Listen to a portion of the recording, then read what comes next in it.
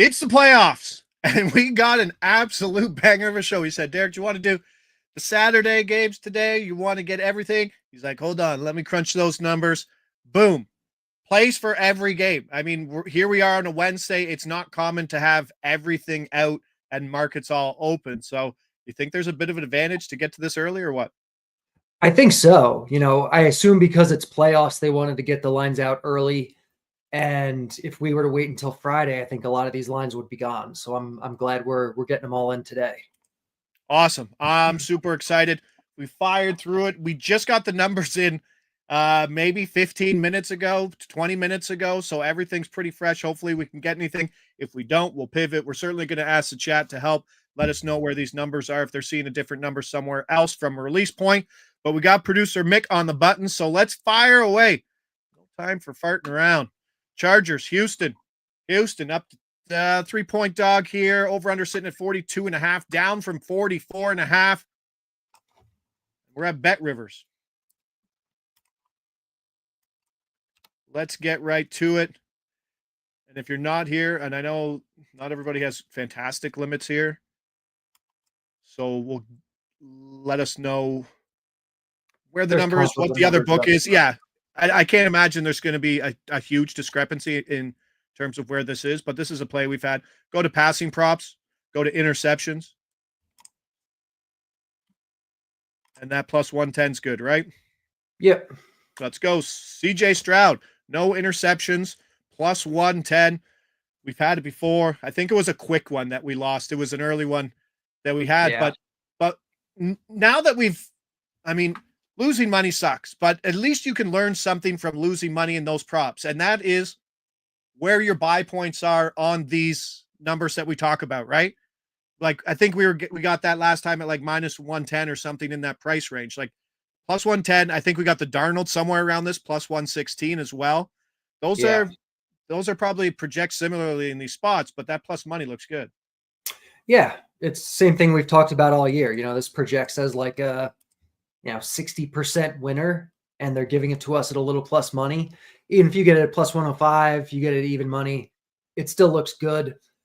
My biggest concern here is that they might open the roof, given that we're kind of in January now, and the weather might be looking a little nicer, which could introduce some wind, which, would bring the projection for this down a little bit, maybe more into lean territory. But, I think this looks good still. All right. The offense is struggling, but CJ Stroud under 0.5 interceptions plus money.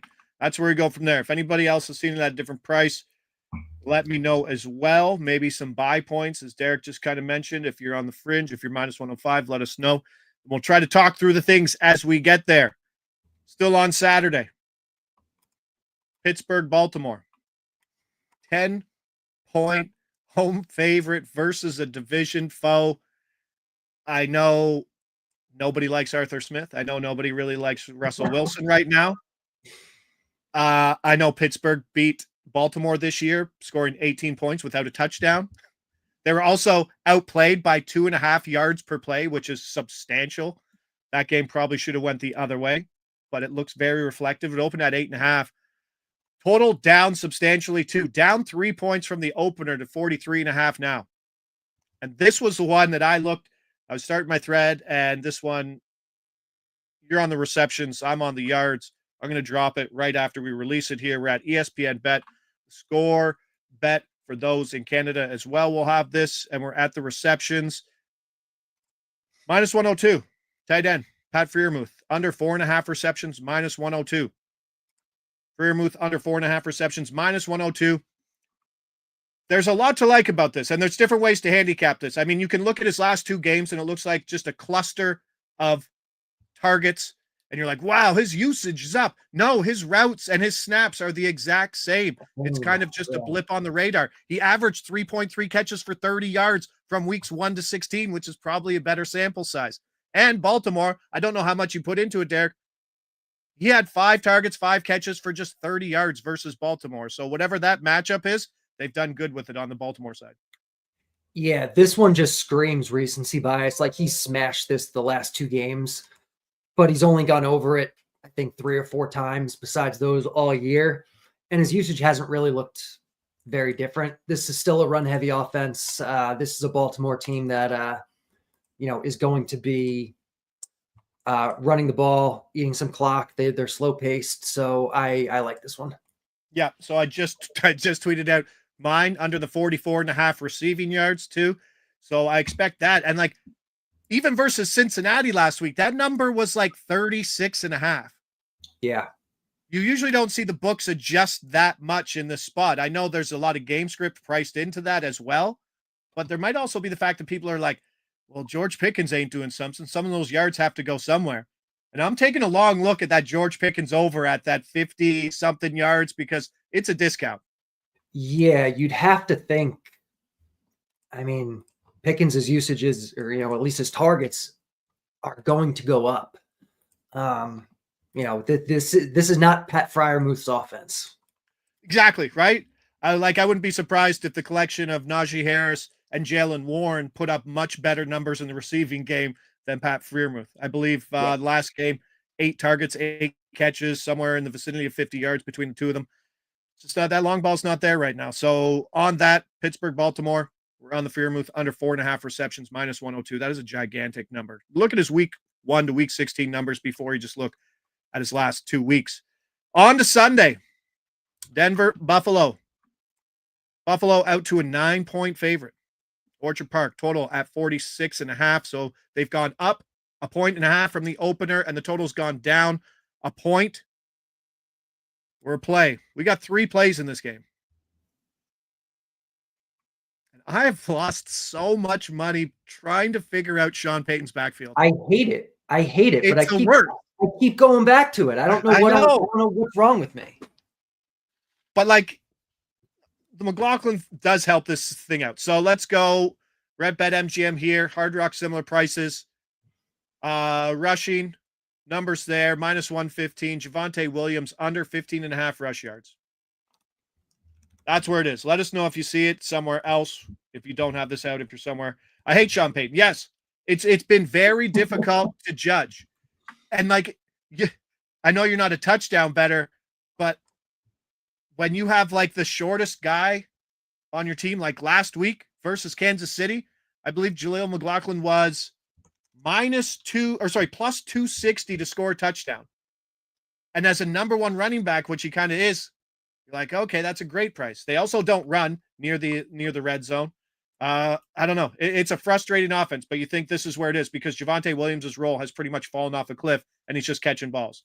Yeah, that really seems to be the deal with him now. Since Jaleel McLaughlin came back from the IL a couple weeks ago, and they said, especially after the first game, they're like, we like this guy. We want to give him more touches.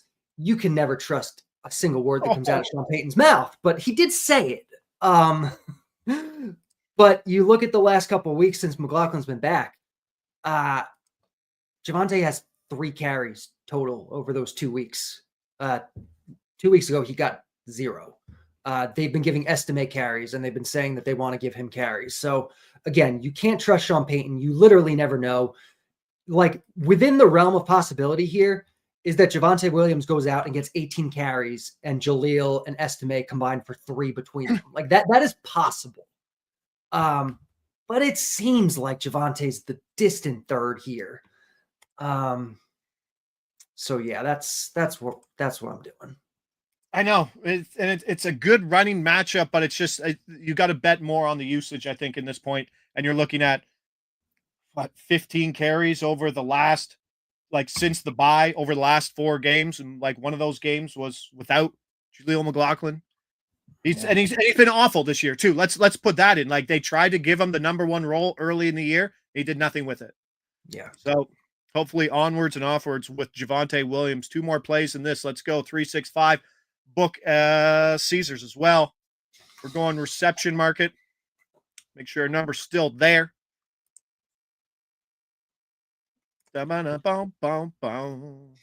Troy Franklin. Have you heard of this guy? Have you heard of this guy? Troy Franklin under 1.5 receptions, plus 140. That's a play. Marvin Mims. I had 2 bets going into like the wild card. I was thinking on Sunday about trying to get ahead of stuff. Pittsburgh team total under 17.5, and Marvin Mims to lead this game in receiving. And with Marvin Mims's role expanding in the passing game, and obviously Cortland Sutton getting his, and Devontae Bailey getting his, there's nothing much left for Troy Franklin, who had a good story in the middle of the year, but like his role's really kind of evaporated. Yeah, it kind of has. Mims has really stepped up. He was a guy that forever Sean Payton has talked about. We need to get more touches for Marvin Mims. We need to get more touches for Marvin Mims. And it never happened. And then, like, I don't know, whatever it was, 8 weeks ago, it happened. And he's just been getting these, design stuff for him. He's getting carries out of the backfield. His targets are going up. He's on the field a little bit more. And we're in the playoffs now. So we do tend to see a bit of consolidation in the targets for teams. Like in the playoffs, you don't have to worry about keeping this guy healthy and rested for, the long season. Like this is it. It's win or go home. So you're going to see a lot of star players out on the field a little bit more than you normally would, which presumably should mean a little bit more for Sutton, a little bit more for Mims, maybe a little bit more for Vele. Obviously, they throw to running backs a ton, and it's kind of going to be Troy Franklin, Lil Jordan Humphrey, and the backup tight ends and fullbacks, picking up scraps. Yep, most targeted running backs in all of the most targeted running back share in all of football. Just brought up the most receiving yards. Was hoping to get Mims at 7. Mims is plus 550 to lead this game in receiving. Cortland Sutton leads the way, plus 105. Khalil Shakir at plus 225. I do think there's a little value there on Mims, especially with that game script. Hit that like button. Appreciate you guys in the chat. Hit it there. Let's keep rolling. We're still in this game. We still got another one on the other side. Blitz absolutely loves this game, and it's a play, and we're at Bet Rivers, and we're going receptions as well. And our number is moved 6 points? Correct? 6 points. Or did I just input that wrong? We're probably still okay here. Give me 1 sec. Yeah, we're still good here. Okay. And this is pretty much in line with other books too. You're going to get minus 110s out there at most places. All right, rookie receiver Keon Coleman under 2.5 receptions, minus 109. Another play. Lots of value here. Landscaper Bob, what book is that? That was to lead is DK. I'm always so scared now to say when you have shows that are sponsored by books, right? To just start throwing things out. But I don't know if anybody's lining up to sponsor a show where we're just trying to pick off the best number as possible. But maybe not. Yes, Mims. Yeah, DraftKings is the book to find it. Go to receiving markets, go down right to the bottom, and it's the most, right? You can do most rushing, most receiving. And I think they also have good markets to lead the day or to lead the week in yardage, which are actually really fun markets to play. All right, talk to me about Coleman. What do you got? A lot of this really just comes down to the Bills have so many mouths to feed. You never know where the ball's going to go. It could be a spike game where Coleman gets 5 targets and goes over this easily. But presumably Shakir's number 1, Kincaid's number 2, and then you're looking at a mix of Amari Cooper, Keon Coleman, Mac Hollins is on the field all the time, even with all these other receivers. He'll eat into Keon Coleman snaps even a little bit. They got Ty Johnson involved in the pass game now. So there's so much to go around. When you do the math, Coleman projects out for I think about 2 receptions as a median. And so this looks like value to me. Beauty. 3 plays lined up in Buffalo. If you're sitting in Buffalo, I don't know. I would be scared with that Bo Nix passing game that they could easily backdoor that. Buffalo could dominate this game, but sharper guys I talked to, especially Hitman, said he liked Buffalo on that side. Nothing concrete, but he certainly leaned on Buffalo covering this spot. Green Bay, Philadelphia. Tough one. Philly sitting now 4.5 point favorite, 45.5, open 3.5, 46.5. Jalen Hurts. You got any inside information on Jalen Hurts, how he's doing or no? Wish I did.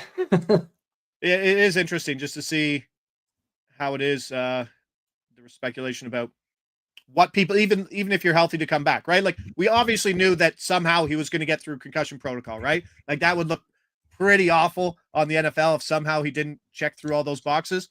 But just what are you going to get out of him? Going to be interesting to see. Yeah. Jordan Love's injury last week was just kind of, it sounds bad, like nervy, but it's just like a hit on the funny bone that one of the Twitter doctors was saying. So just a loss of, he could have came back in that game, but here we are again on the Jordan Love unders. Let's go. We're at ESPN for this play, and it is a play. Rushing markets. Even money. Jordan Love under 1.5 carries. Or rush attempts. Jordan Love under 1.5 rush attempts. We have hit this in the past. I can't think off the top of my head over all the bets we've made over 18 weeks whether or not it hit, but the idea was people actually think that he's a little more mobile than he is. He's actually very immobile. Yeah, the blitz has kind of been on this under, regardless of game or matchup, pretty much all year, and it's been slightly profitable. He's only gone over, I mean, more than slightly. I think he's only gone over this number 5 times, and a lot of times he will pad his carry totals with a QB sneak or a QB kneel. Out of his 25 carries this year, 10 have been a kneel or a sneak. And I think in the playoffs, obviously, the kneel equity is going to be lower here. With his injury, the sneak equity could be a little bit lower. I like this one. Nice. At their 3rd and 1, just give it to Josh Jacobs, please. Like that's what he's there for. Give it to him. And speaking of Josh Jacobs, you taking overs here. Over. It's been one of the very few guys this year, like number 1 guys who constantly projects over. And here we are again, Josh Jacobs. Let's get it out there. It's a play. We're at Bet Rivers. And we're going to go the over 74.5 at plus 102. Here, Josh Jacobs over 74.5 rushing, plus 102. That's the play. It's moving up. But week 17, this was 72.5 yards. The week before that, it was 91.5 yards. It's like Derek Henry territory. Yeah. And we've seen situations where during the regular season, especially late, teams are going to give carries to other backs. You see it in Baltimore.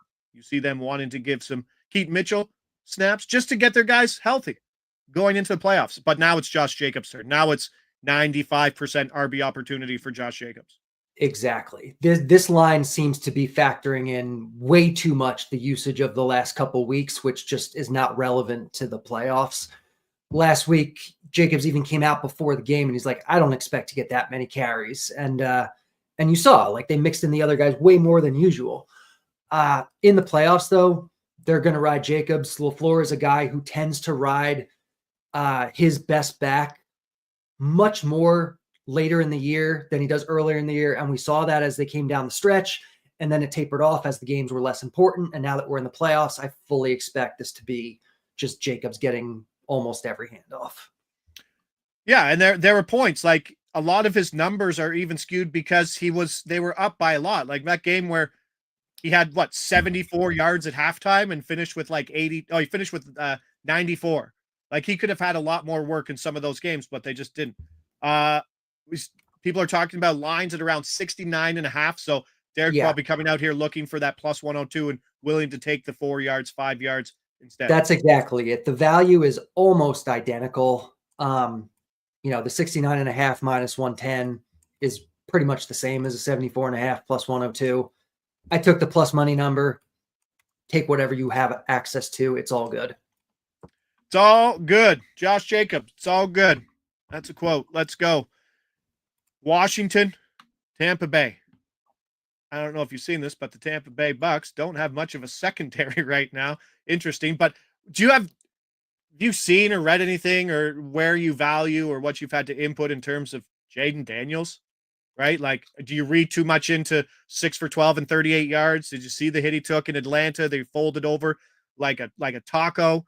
Or like it was interesting. Like so many people were lining up to bet that Washington money line at half, and then out strolls Marcus Mariota, and everyone's like, no.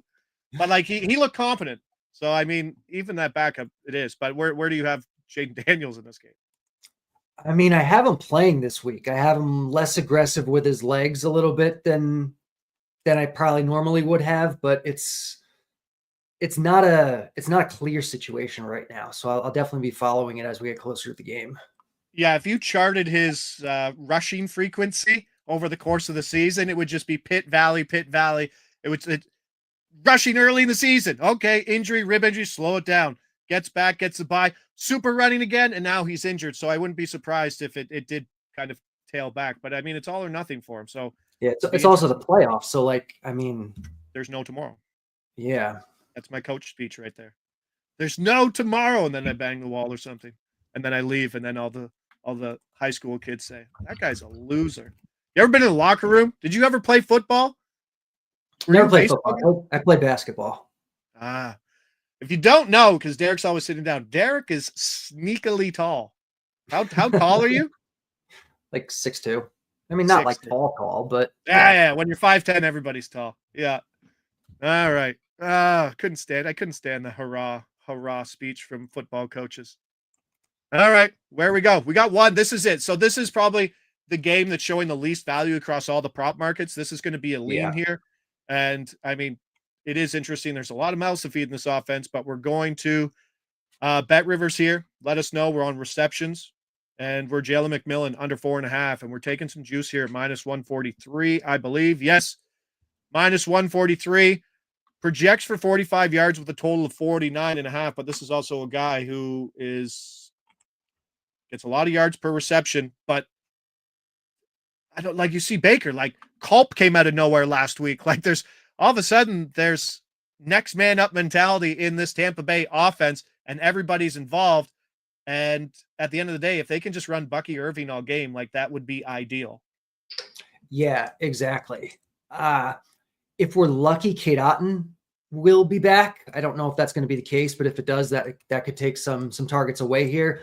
I like McMillan. I've been a big fan of him. I know the Bucs coaches have talked him up since training camp, and they've been saying the last couple of weeks, like, I had him on my fantasy teams down the stretch, but I think this number is a little high. Like you said, he's getting a lot of yards, but his actual volume is nothing special.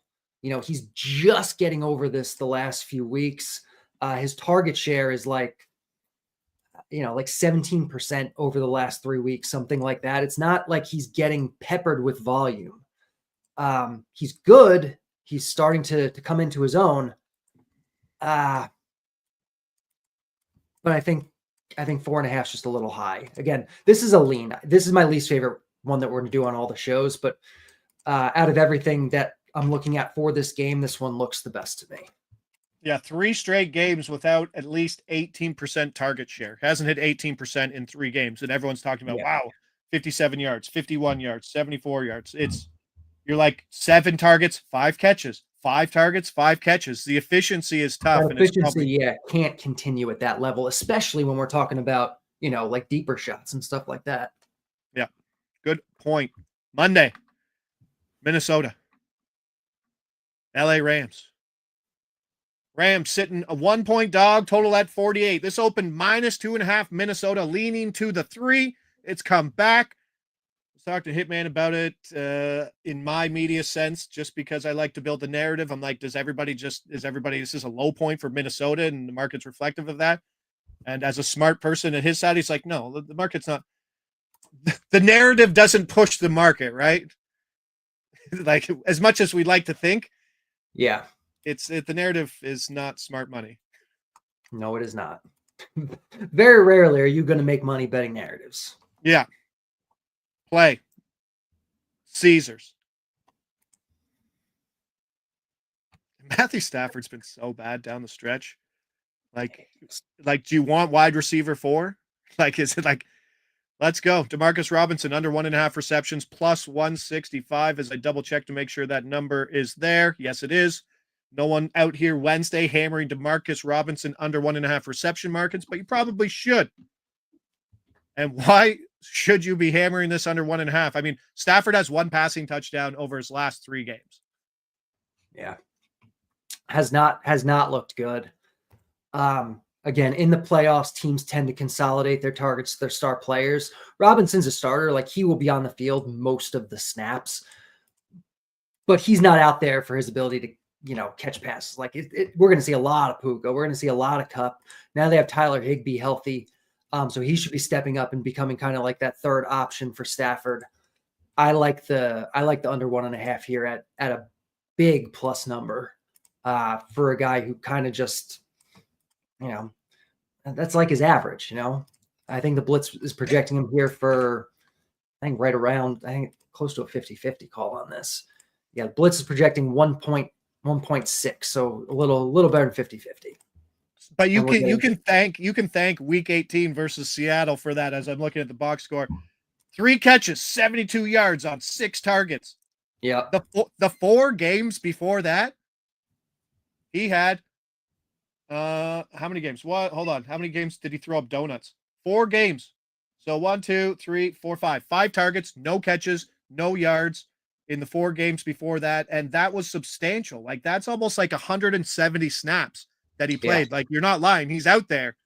He's out there. He's not getting a lot of targets. When Kupp and Puka are both out there, his target share is only like 7 or 8% on the year, and now there's Higbee too. He's doing a lot of blocking out there, because I'm seeing the route to snap ratio, and it's pretty low. Must be a hell of a blocker, that DeMarcus Robinson. We'll take that though, as I almost hit the X out the show button. If I do that, I apologize. But we still got 2 more plays here. Let's go. Bet365 rushing yards. Yes. Another one we've hit too. Another one we played. I think we played it once. I don't know. I think we got beat, and I'll show you the frequency in which he beat us, but then we fell into it. Let's go. Matt Stafford under, is it? Wait, no, got to take that off quick. Yeah. It's yards, right? It is yards. Yeah. Yeah. All good. All good. Boom. There it is. Matt Stafford under 0.5 rush yards, minus 115. That's where we are with that. The rush attempts is different. I mean, there is some kneel down equity within this, but we did it once. We lost. Played 16 games. He went to the under on this 12 times. And I think that's how we led it last time when we bet on it. And I think it was a 3rd and long, and he just ran for 1, and we're like, maybe he can get 3 kneel downs and come back from it. Yeah, this one is such huge theoretical value, and I've been betting it every week for the last 2 months at least. And I think I'm actually down on it, but it's the right play. Matthew Stafford doesn't run. He's gone over this number 4 times all year, and those 4 times have been in 4 of the last 6 weeks. But before that, not a single time. Doesn't run, barely scrambles. I mean, we've seen it a little bit the last few games, but this is not Matthew Stafford's game. Like, you projected out what he actually does, his scramble rate, his carry rate, his kneel downs even, which help us in this regard. I don't know if he's running away from the blitz either, right? Like when Minnesota's bringing 5 guys every snap, it's like, oh, maybe he'll step up through the pocket and take up. No, like, he doesn't have that ability to sidestep, go, and then take off. Like, he's going out. And if he manages to take off one time, it loses. Wait, Flashback says, sorry, Derek. He says under 5.5 yards, minus 240. Bet the house. No. No, I'd say it's almost the same as the. Exactly. That's right. Like, if he's going to beat it, he's going to beat that. You might as well take the 1.5. Like, he's not going to take the one. Just take the 0.5 or whatever it is. And if he gets that 3 or 4 yard carry, there's still early. Like, there's a chance of the first half kneel down. There's a chance for the triple kneel down. Yeah. This projects as like a 70% winner because it's Matthew Stafford. And they keep setting the line here because he keeps going over it the last few weeks, but I'm not falling for that. Not falling for it. Stay at that same book. Another rushing prop here. Last one. Super wild card round here. It covers. Let's go. Rushing yards, play.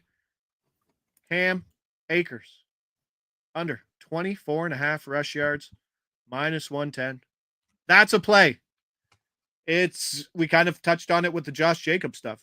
It's just time to run your horses. That's a Carlo phrase who I do my hockey show with. In big games, big coaches want their thoroughbreds to do it. And Cam Akers is not that. He might spell Aaron Jones after a long run or a long catch and run, but like he's going to get 4 carries at the most. He's averaging 3.3 yards per carry on the season. He also has like a couple clusters that have maybe inflated this number as well. Yeah, exactly. He'll get a handful of carries, but Aaron Jones should be out there getting as much workload as he can handle. We've seen this number dropping since it opened. There's some books as low as 20.5 right now. That's all it is. We expect a lesser workload for Cam Akers this week than he was getting during the regular season.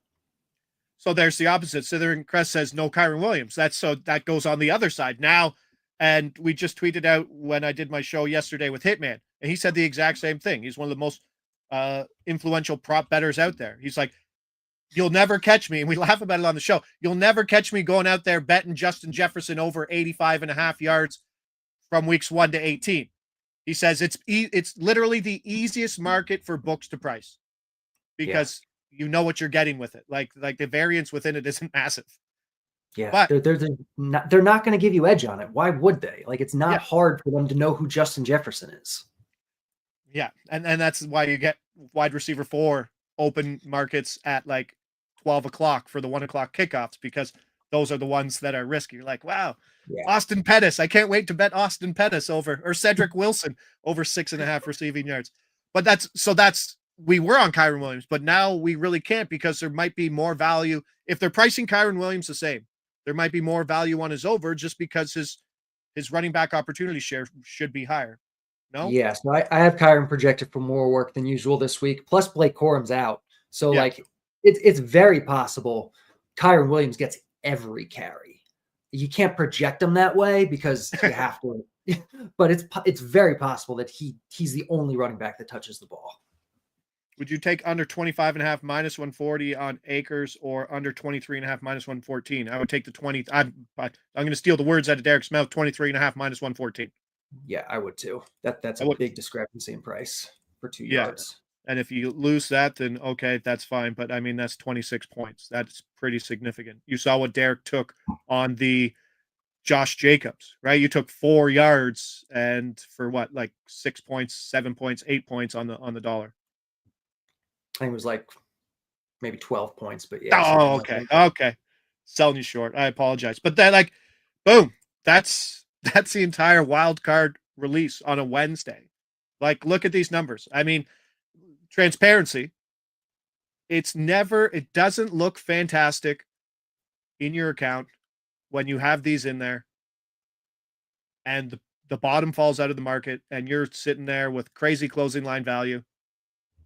And you can get limited. We talk about that during the baseball season all the time. But guess what, Derek? People are getting limited left, right, and center anyway. Yeah. So there's only so much you can do to avoid it. There really is, right? Like keeping your accounts active, it's really tough. It's really tough. But Wednesday, I mean, I sent a Monday bet for a team total under, and it went right to the trader. And I was like, no.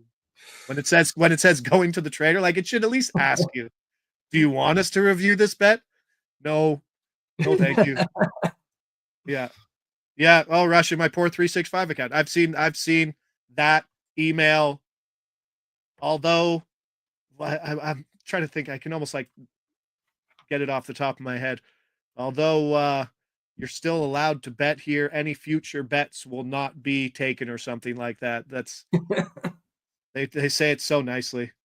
Yeah. Oh, jeepers. Yeah. But that's what it is. So, I mean, closing line value, are you going to get closing line value on these? Yeah. I can almost guarantee you collectively you will. It's kind of Derek's nature. I mean, it's based like no one beats your baseball stuff. And there's a difference between baseball stuff and football because it is the most competitive landscape, correct? It is. Yeah. But even football this year, like football has been moving towards the blitz numbers all season, whether that's because, bettors are getting a little bit sharper, or more people are using the blitz, or books are paying more attention, whatever it is. You're going to move towards the blitz's numbers for the most part, which is a good thing and a bad thing because it means you're on the sharp side. But it can attract attention. So it's just, but that's the only thing. What else can you do? Like, are 100%. you gonna bet and not try to have an edge? Like that's not the right. Gonna wait till kickoff. No, I get it. There's the double kick in the dick is closing line value that alerts books, and then you lose the bet. There's nothing worse than that, right? Like, at least if you're gonna like alert the books, you're like, yes, win it. Okay, cool. You can't bet here anymore. You're like, at least I won. But there's nothing worse than losing bets. They're like, you're not welcome here anymore. I get it. But hey, ton of bets. I appreciate you stepping up. Like, that's 1, 2, 3, 4, 5, 6, 7, 8, 9, 10, 11 dropped. Release. Market's just open, fresh off the press. Let's go. NFL prop picks powered by the Blitz. Thank you very much, Derek, Carty. Thank you, everybody there in the chat, as always. And no Friday show because we wrapped it up today. Super wildcard weekend. Let's get it. I'm Josh Ingles. He's Derek Carty. This is NFL Prop Picks powered by the Blitz. We'll see you back here next week. Let's go.